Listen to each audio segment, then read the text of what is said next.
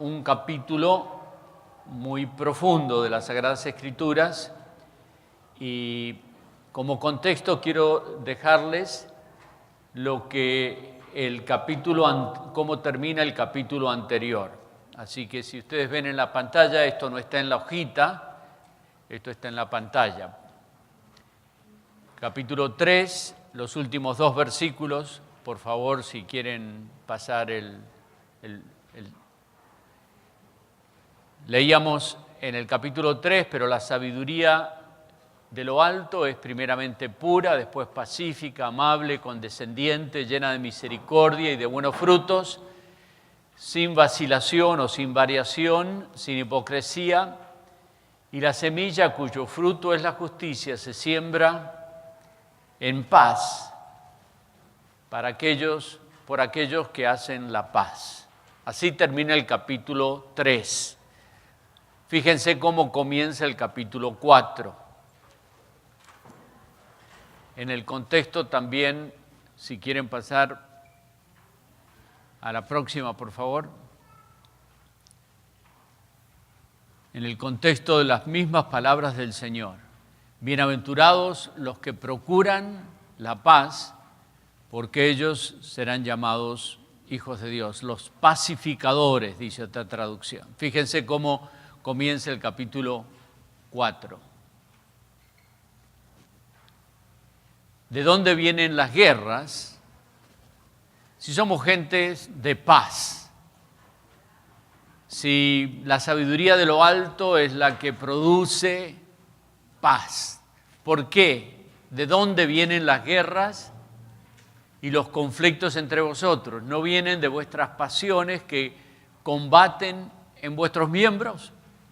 Y ahora vamos a verlo un poquito en más detalle en la próxima, que es la repetición del mismo texto con algún agregado. ¿De dónde vienen las guerras? Y acá en paréntesis, como en la hojita, tenemos la palabra griega que se traduce acá como guerras, y es polemos. De ahí viene polémica, ¿verdad? Y los conflictos entre vosotros, pregunta, ¿no vienen de vuestras, qué? Pasiones que combaten en vuestros miembros. Fíjense, la palabra pasión en griego está allí. Edone. Edone. ¿Qué palabra hispana viene de esa palabra griega? Hedonismo. Si quieren pasar a la próxima, por favor. ¿Qué es el hedonismo? Es la doctrina o teoría moral que persigue como bien último, como lo más importante de la vida, lo que da al placer, como lo que da sentido a la existencia. Como corriente filosófica, el hedonismo busca la felicidad a través de la supresión del dolor y concibe al placer como el valor más preciado. De origen griego, la palabra se compone de hedone, placer, y del sufijo ismo, que significa doctrina. Eso es el hedonismo. Entonces, el hedonismo es la doctrina que nos dice que ¿qué es lo más importante? El placer. Si quieren pasar a la próxima. 400 años antes de Cristo, Aristippus, discípulo de Sócrates, crea su escuela de hedonismo. Y una de las cosas que declara es que en la escala de los valores humanos el placer es el más valioso y debe ser buscado. Y el dolor es el menos valioso y debe ser, por lo tanto, evitado. ¿Tienen esto en mente? Entonces, lo importante es que el placer. If it feels good, si te hace sentir bien, do it. Ese es el pensamiento, ¿no es cierto? En la pantalla tenemos un párrafo. A ver, ¿quién me dice de dónde proviene este párrafo que está en inglés? Uno a la vez, por favor. Yo no traje mis anteojos, no veo. No ves porque no trajiste tus gafas. Muy bien. El 4 de julio se celebra en este país el Día de la Independencia.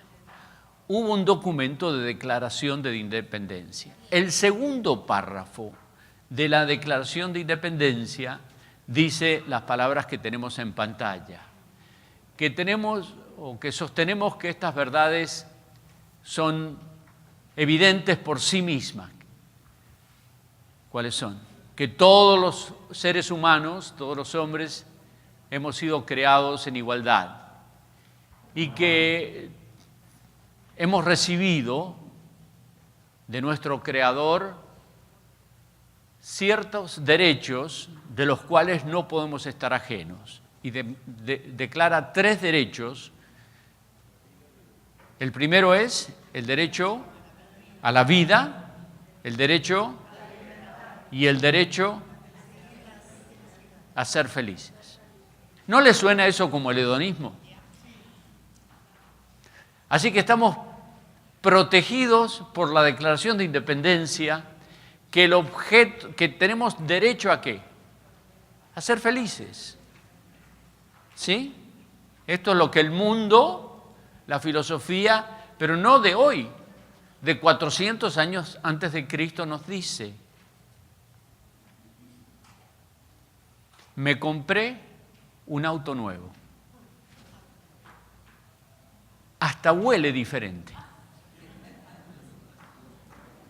Me hace feliz.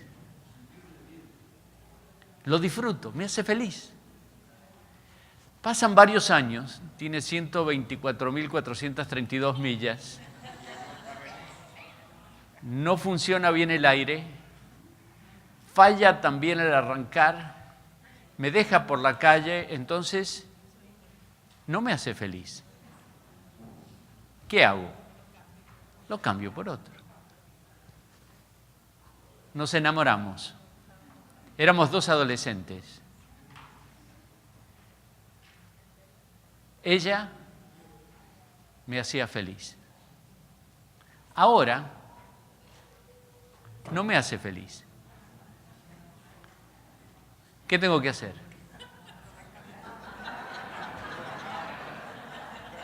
Cambiarla. Si es posible, por 2 de la mitad de la edad. Eso es el hedonismo. Es si lo principal es ser feliz, entonces cuando algo o alguien no me hace feliz, doy vuelta a la página, lo dejo. ¿Me entienden? ¿Me entienden cómo a veces nuestra conducta resulta de nuestros principios? Y cuando esos principios no se alinean con los principios divinos, terminamos en otro destino. Porque el destino bíblico del matrimonio es para siempre, en salud y en enfermedad, ¿no es cierto? Entonces, pero el deseo de ser feliz me puede llevar por otro camino que no es bíblico y que no termina en el mismo lugar. ¿Por qué? Porque hemos creído la Declaración de Independencia de que tenemos el derecho ¿a qué? A ser felices. Entonces este capítulo nos lleva a los conceptos base que pueden gobernar nuestra existencia, que a veces no los podemos decir porque a lo mejor no sabemos cómo expresarlo, como el filósofo de 400 años antes de Cristo, pero de todas maneras estamos viviendo bajo la premisa de que lo más importante es ser feliz. Cuando comenzamos este libro, estudiamos del primer capítulo, donde nos decía de que debiéramos estar sumamente contentos cuando pasáramos por pruebas, ¿se acuerdan? ¿La prueba produce felicidad o dolor? Dolor. Pero en el proceso ese, cuando llega a su término final, nos dice de que produce algo que es agradable a Dios, que es la transformación interna de nosotros. La Biblia nos dice que el dolor es bueno porque nos transforma. Las pruebas son buenas porque nos cambian, ¿sí? El mundo nos dice, huye del dolor y busca la felicidad. Y por eso la gran diferencia, ¿verdad?, en los resultados de una vida que vive bajo los principios de este mundo, que son egoístas, en la búsqueda de la propia felicidad, el placer y el ser librados del dolor, y aquellos que nos llevan a entender por qué Dios permite ciertas cosas, y no es por crueldad, no es porque sea sádico, sino porque es la única manera en que vamos a cambiar. ¿De dónde vienen, repito, las guerras y los conflictos entre vosotros? No vienen de las pasiones, de vuestras pasiones que ¿qué? Combaten, ¿en dónde? En vuestros miembros. ¿Cómo combaten las pasiones en nuestros miembros? Fijémonos en la próxima. ¿Qué es lo opuesto a hacer que el placer sea nuestra prioridad? Si el placer es nuestra prioridad, dijimos, vamos a cambiar de auto, y vamos a cambiar de cónyuge, y vamos a cambiar de iglesia, y vamos a cambiar todo aquello que no nos haga feliz, ¿verdad? Entonces, si eso no es lo propio, lo correcto delante de Dios, ¿qué es lo opuesto? ¿Qué es lo que debemos buscar? ¿Para qué estamos? ¿Cuál es la razón de nuestra existencia? Esos son los principios básicos, como la búsqueda del placer también lo es la búsqueda de agradar a Dios. Y en ese proceso nosotros podemos entender la razón de nuestra existencia y no vivir tan tristes a veces por las circunstancias en las cuales Dios nos permite pasar, porque el objeto, sabiendo que la tribulación produce paciencia y la paciencia un carácter agradable o aprobado, y el carácter aprobado no avergüenza, porque el amor de Dios ha sido derramado en nuestros corazones. Santiago 4:2, codiciáis y no tenéis, por eso cometéis homicidio. Sois, ¿qué? Envidiosos. En griego, celo. De ahí viene la palabra celos. La envidia y el celos son primas hermanas. Viven en la misma casa y se conocen desde pequeña. Sois envidiosos o celosos y no podéis obtener. Es la ambición, es lo que produce muchas veces las peleas, los conflictos a nivel nacional e internacional, pero también en nuestros hogares. Sois envidiosos y no podéis obtener, por eso combatís y hacéis guerra. No tenéis porque no pedís. Entonces, parte de la razón por la cual estamos donde estamos como país, como sociedad, es porque en la búsqueda de la felicidad hemos perdido todos los principios, hemos vendido todos los principios divinos de la palabra. En esa búsqueda de ser el mejor, y miren, a veces se parecen mucho los conceptos bíblicos con los conceptos del mundo, pero vienen de un origen diferente y van a otro lugar. Por ejemplo, Jesús dijo, yo he venido para que tengan vida y vida en abundancia. Y alguien puede pensar, bueno, lo que quiere decir es que quiere que seamos felices. Pero cuando Jesús define la felicidad, Él dice, felices o dichosos los que sufren, los que lloran, etcétera, etcétera. ¿Me entienden? Parece, por ejemplo, alguien toma Filipenses 4:13 dice, todo lo puedo en Cristo que me fortalece. Y el mundo te dice, tú puedes, está en ti. Pero Filipenses 4:13 lo dice en el contexto de sé tener abundancia, sé tener necesidad. Y todo lo puedo arreglarme en una situación, en otra situación. No está hablando de la personalidad y de todas esas cosas para las cuales citamos muchas veces este texto. Y el mundo te dice, tú puedes, tú eres capaz, pero hay una gran diferencia entre el tú puedes del mundo, porque tú puedes del mundo se basa en ti, en tu capacidad, en tu intelecto, en tu fuerza de voluntad, en tu carrera, y puedes muchas veces llegar al tope de la escalera y al final darte cuenta que estaba apoyada en la pared equivocada. Llegaste, pero no era lo que buscabas. ¿Por qué? Porque no es el camino de Dios, el camino de Dios es otro. Y hoy vamos a ver parte de ese proceso. Primero nos dice, no recibís porque no pedís. Pero agrega, pedís y tampoco recibís. ¿Pero por qué? Porque pedís con malos propósitos. ¿Para qué? Para gastarlos en vuestros placeres, en vuestra felicidad, en vuestro confort, en vivir mejor. Obviamente, Dios no está en contra de vivir mejor. Dios no es que no quiere que no seamos felices. Esa no es la voluntad de Dios. No es el objetivo de Dios hacernos sentir mal. Sin embargo, no es la búsqueda, la felicidad o el gozo es un resultado, no el objetivo. Cuando buscamos la felicidad, no la vamos a encontrar porque lo que el mundo nos puede dar no nos llena finalmente cuando llegamos y cuando lo tenemos. ¿Me entiendes? Es ilusorio, brilla, pareciera, pero cuando llegas no te llena, no tiene sustancia. Y por eso es parte del engaño del enemigo. Nosotros le pedimos al Señor, cambia a mi esposa.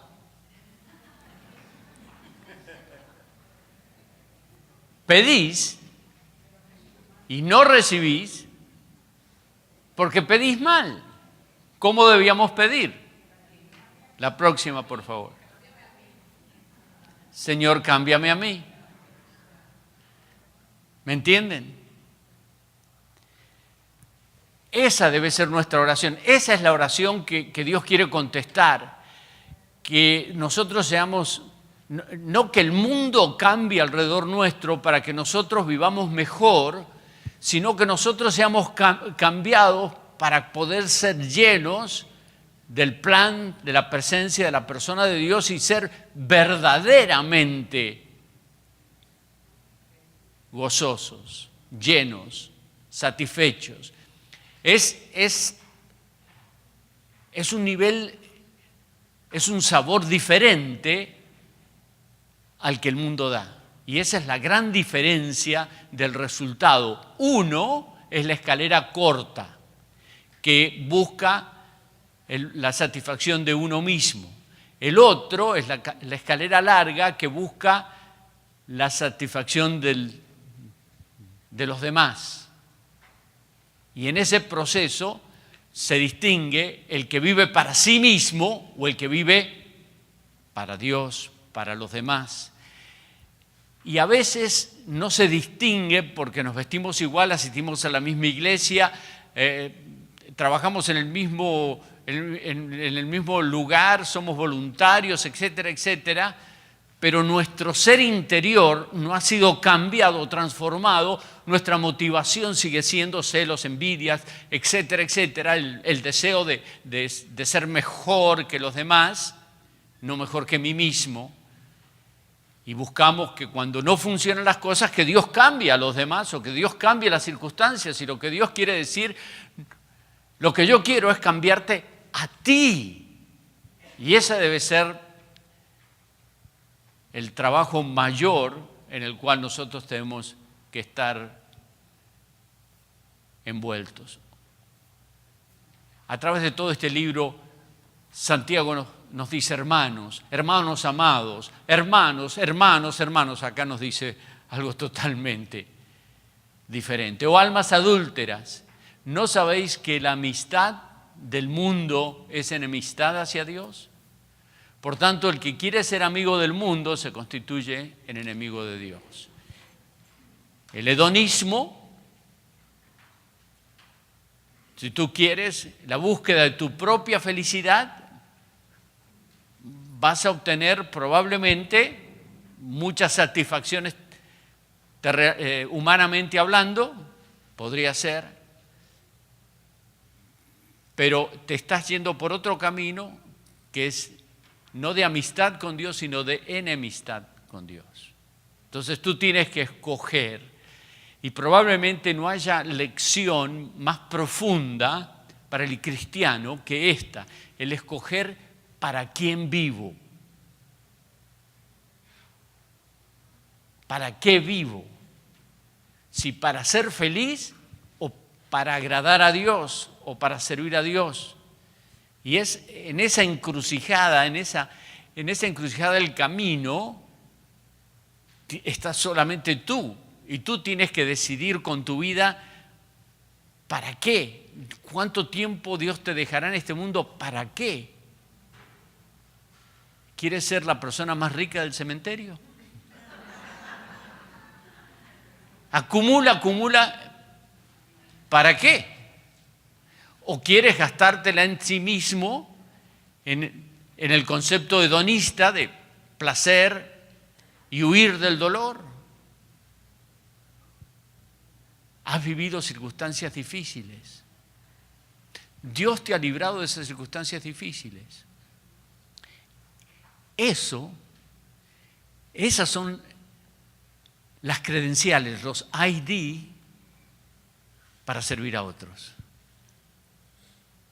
Cuando tú puedes ir a ver a una persona y decir, yo estaba en ese lugar, a mí me pasó lo mismo que te pasó a ti y Dios, bla, bla, bla, el resto, tú te has ganado el corazón de la otra persona. Pero si tú nunca pasaste por eso, la persona dice, tú lo dices porque nunca estuviste en mis zapatos. Si hubieses estado en mis zapatos, hubieses dicho diferente. Nosotros, cuando hicimos por circunstancias difíciles, duras de la vida, tratamos de sepultarlas para que nadie se entere y olvidarlas porque nos han traído mucho dolor.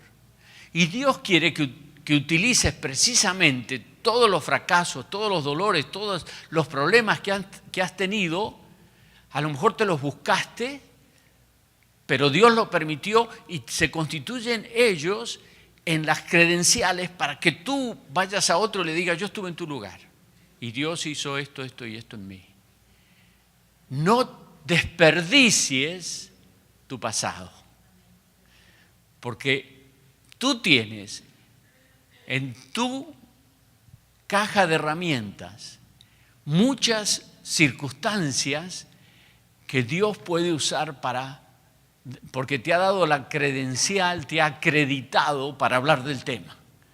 No es porque lo estudiaste en griego, ni porque lo leíste en Google, sino por decir, yo estuve en tu lugar y Dios obró de esta manera. Es el arma más maravillosa que Dios puede usar para utilizarse a ti. Y todo comienza con entender si estamos aquí para ser felices, para disfrutar del placer, para huir del dolor o para atravesar las circunstancias y ser un instrumento de Dios para la gloria de Dios y para el beneficio de los demás. Sean muchos o sea una sola persona. Sea aplaudido por el público o sea ignorado porque lo hacemos en secreto. No sé si me entienden. Y ese es el punto probablemente más importante de todo tu estudio de la Biblia si eres cristiano. Seguimos. ¿O pensáis que la Escritura dice en vano? Él celosamente anhela el Espíritu que ha hecho morar en vosotros. Los traductores de las Sagradas Escrituras nos dicen de que este párrafo es muy pequeño, es uno de los más difíciles de traducir. Porque, por ejemplo, esta traducción, la palabra espíritu está con mayúscula. Por lo tanto, entendemos que se refiere al Espíritu Santo. En otras traducciones, como vamos a ver, se refiere al espíritu humano. ¿O pensáis, por ejemplo, pensando de este modo? Dios ha puesto en nosotros su espíritu y su espíritu nos anhela celosamente. Este concepto también tiene mucha base en otros párrafos de la Escritura. Aquí en esta redacción revisada del 60 y del 95 de Reina Varela dice: ¿o pensáis que la Escritura dice en vano el Espíritu que Él ha hecho morar en nosotros nos anhela celosamente? Es decir, el Espíritu Santo nos ama con celo de Dios, ¿sí? Esa es la interpretación de esta traducción. Tiene mucha base en el Antiguo y el Nuevo Testamento. Por ejemplo, la próxima. Isaías 54, porque tu esposo es tu hacedor, el Señor de los ejércitos es su nombre, y tu Redentor es el Santo de Israel, que se llama el Dios de toda la tierra. Cela como esposo lo que ha puesto en nuestros corazones, a nuestro espíritu. Porque celoso estoy de vosotros, dice Pablo cuando escribe a los Corintios, con celo de Dios, pues os desposé a un esposo para presentaros como a virgen pura a Cristo. Pero temo que así como la serpiente con su astucia engañó a Eva, vuestras mentes sean desviadas de la sencillez y pureza de la devoción a Cristo. Dios tiene celo de nuestra devoción para que no entreguemos nuestra devoción a la idolatría de cualquier otra cosa que pueda llenar nuestro ser. Esa es la interpretación. Repetimos, creen que es en vano lo que dice la Escritura. Y aquí hay otra traducción. Pues da a entender que el espíritu humano que Él puso en nosotros tiende hacia los malos deseos. Esta traducción cambia totalmente el sentido de lo que decía la otra traducción. Esta nos dice de que el espíritu da a entender que el espíritu humano que Él puso en nosotros tiende hacia los malos deseos. Podría interpretarse así. Si es así, va muy bien lo que sigue en el próximo verso, en el verso 6. Pero Él da mayor gracia. Por eso dice, Dios resiste a los soberbios, pero da gracia a los humildes. Tenemos la tendencia a la soberbia, a la búsqueda de la felicidad en nosotros mismos, en lo que alcanzamos, en lo que logramos. Y es cierto, es la tendencia humana, pero Dios da mayor gracia. ¿Cómo lo hace? Resiste a los soberbios y da gracia a los humildes. También esta interpretación tiene mucha base bíblica. Lo encontramos en Proverbios capítulo 3, si quieres también en las otras escrituras. El próximo, Salmo 138, porque el Señor es excelso, está sentado en gloria y majestad, pero atiende al humilde, mas al altivo conoce de lejos. Cuando Jesús habla de aquel rico que entra y ora consigo mismo y el otro mendigo se queda en el final y clama, Señor, sé propicio a mí, dice que en lugar del otro, el que se humilló, fue el que alcanzó misericordia. Seguimos. Ciertamente Él se burla de los burladores, pero da gracia a los afligidos. Porque así dice el alto y sublime, el que vive para siempre, cuyo nombre es el Santo. Habito en lo alto y santo, y también con el contrito y humilde de espíritu, para vivificar el espíritu de los humildes y para vivificar el corazón de los contritos. Al corazón contrito y humillado no despreciaría Dios. Salmo 51. Entonces, Dios resiste la soberbia y a los soberbios. ¿Pero qué? Da gracia a los humildes. ¿Qué es gracia?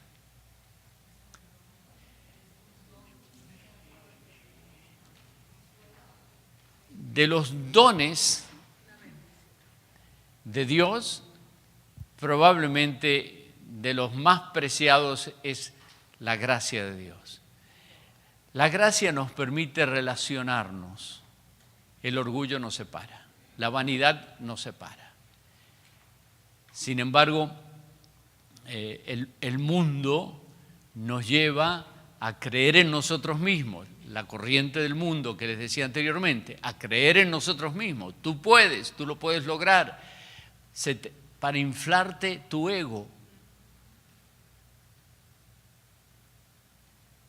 El conocimiento infla,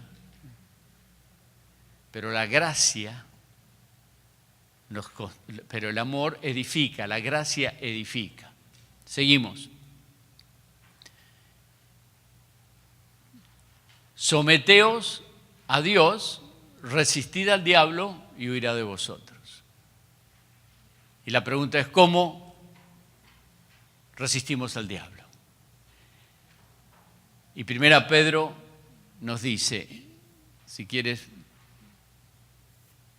amados, yo os ruego como extranjeros y peregrinos que os abstengáis de los deseos carnales que batallan. ¿Dónde? ¿Dónde se libra esta batalla? Dentro de nosotros, en el corazón, en la mente.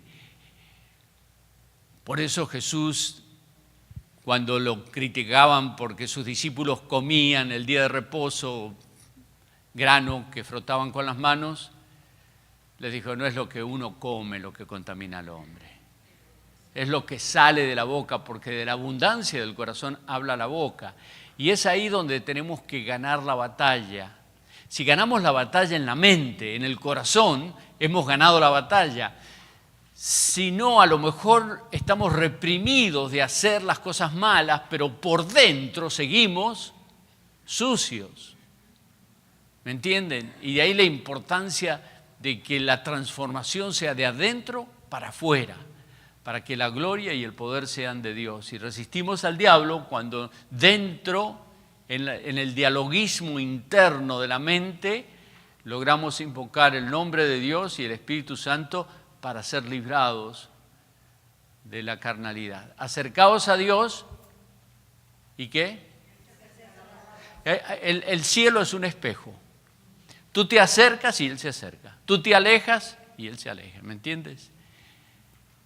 Limpiad vuestras manos, pecadores, y vosotros de doble ánimo, ¿se acuerda? El que es de doble ánimo, el capítulo 1, que es como las olas del mar. Y vosotros de doble ánimo, purificad vuestros corazones, santificad. La palabra allí viene de la palabra santificación, vuestros corazones. Seguimos. La próxima. Afligíos, lamentad y llorad para que vuestra risa se torne en llanto y vuestro gozo en tristeza. ¿Me entienden?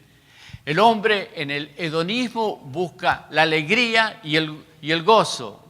Y Dios quiere llevarte por otro camino que a lo mejor no tiene la alegría, pero que te lleva a un mejor destino, porque te hace apreciar, porque aprendemos en los fracasos. Aprendemos cuando las cosas nos van mal y tenemos que empezar a pensar cómo le hacemos. El proceso de crecimiento ocurre en las crisis, no en los éxitos. Cuando estamos en éxitos la pasamos muy bien, pero no aprendemos. Aprendemos en el proceso y eso es lo que nos está diciendo. Humillaos en la presencia del Señor y Él os exaltará. También hay tiempo de exaltación, pero eso está por venir. Seguimos. Hermanos, no habléis mal los unos de los otros. El que habla mal de un hermano o juzga a su hermano, habla mal de la ley y juzga la ley. Pero si tú juzgas la ley, no eres cumplidor de la ley, sino juez. ¿Seguimos? Solo hay un dador de la ley y juez, que es poderoso para salvar y para destruir. Pero tú, ¿quién eres que juzgas a tu prójimo? Pablo dice, no juzgues a criado ajeno. Él, tu hermano, tu compañero, él tendrá que dar cuenta delante de Dios. Dios lo va a juzgar, no lo juzgues tú, porque no es tu lugar, es el lugar de Dios. Quien habla mal de su hermano, habla mal de la ley, es decir, juzga la ley, y si juzgas a la ley,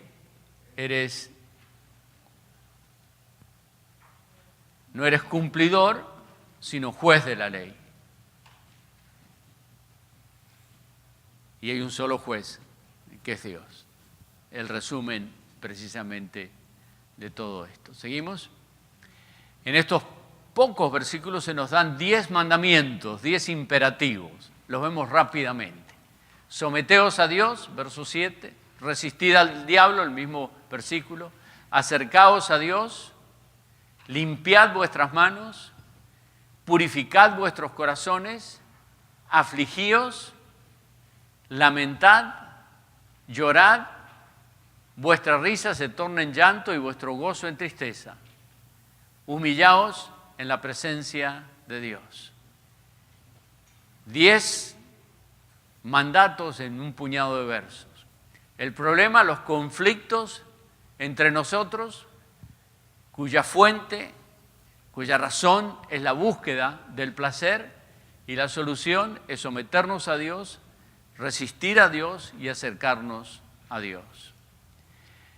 El problema es el homicidio espiritual. La solución es limpiar nuestras manos. El problema es no recibimos porque pedimos mal, oramos mal, y la solución es purificar nuestros corazones para que pidamos conforme a la voluntad de Dios. El problema es que hemos vendido nuestra pureza espiritual a almas adúlteras y por eso la solución es arrepentirse, afligirse, lamentar y llorar para que Dios tenga misericordia de nosotros y nos transforme de adentro para afuera. El problema es que Dios resiste a los soberbios y la solución es humillados en la presencia del Señor. Versículo 10. Versos del 7 al 10 nos habla de la relación del cristiano con Dios. Del 11 y 12, la relación del cristiano con los seres humanos. 7 al 10, mandatos positivos en tiempo aorista, que es para hacerlos ahora y seguir haciéndolos. Los mandatos negativos en tiempo presente para que ya no los hagamos más.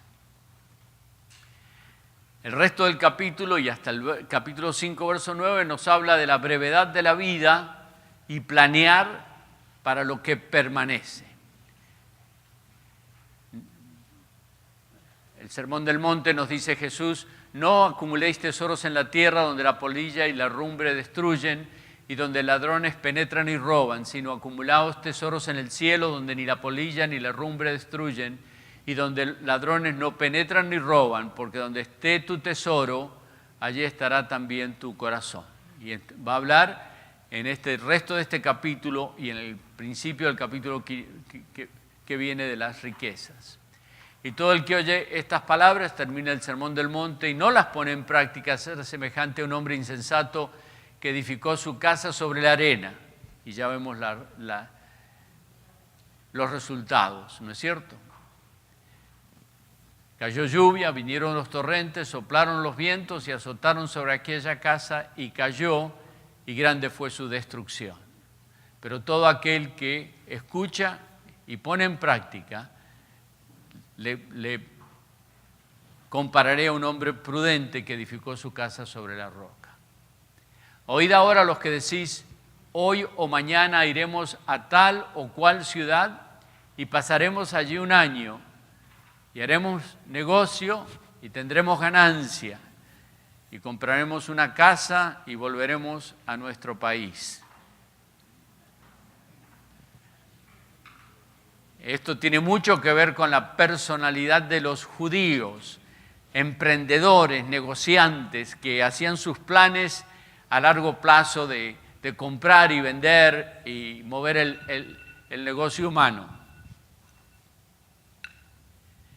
Sin embargo, no sabéis cómo será vuestra vida el día de mañana. Solo sois, ¿qué?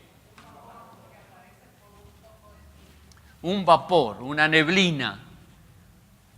Nuestra vida es una neblina. Empiezas a sentir una tos y de repente, en 3 o 9 meses, pasaste de este mundo. O menos. O un dolor de cabeza y resulta que era un síntoma de algo muchísimo más grave. Y tenías tantos planes y tenías tantos proyectos. Somos un vapor. Los días de nuestra vida llegan a 70 años y en el caso de mayor vigor a 80 años. Con todo, su orgullo es solo trabajo y pesar, porque pronto pasa y volamos.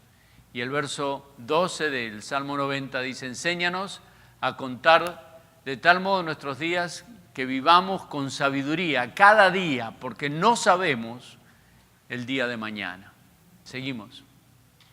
Más bien, en lugar de decir, iré un año y pasaré un año y venderé y compraré y haré negocios, más bien debieras decir, si el Señor quiere, viviremos y haremos esto o aquello.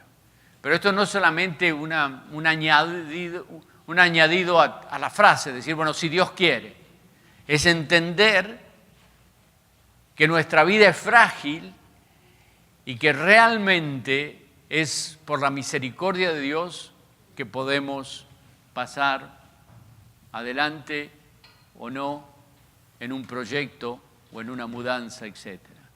Más bien debierais decir, si el Señor quiere, viviremos y haremos esto. Vamos a avanzar. Pero ahora os jactáis en vuestra jactancia. Toda jactancia semejante es mala acerca del futuro, presumir acerca del futuro. Y termina con una declaración que es un principio que abarca no solo este capítulo y todos los anteriores, sino toda la Biblia. Y aquel, pues, que sabe hacer lo bueno y no lo hace, le es pecado. Entonces no solo hay pecados de comisión, sino de omisión. El que sabe hacer lo bueno no necesita hacer nada malo para pecar, porque si sabes lo que es bueno y no lo haces, es pecado. Muy bien, vamos a terminar el capítulo acá y vamos a seguir en el capítulo 5 el próximo domingo.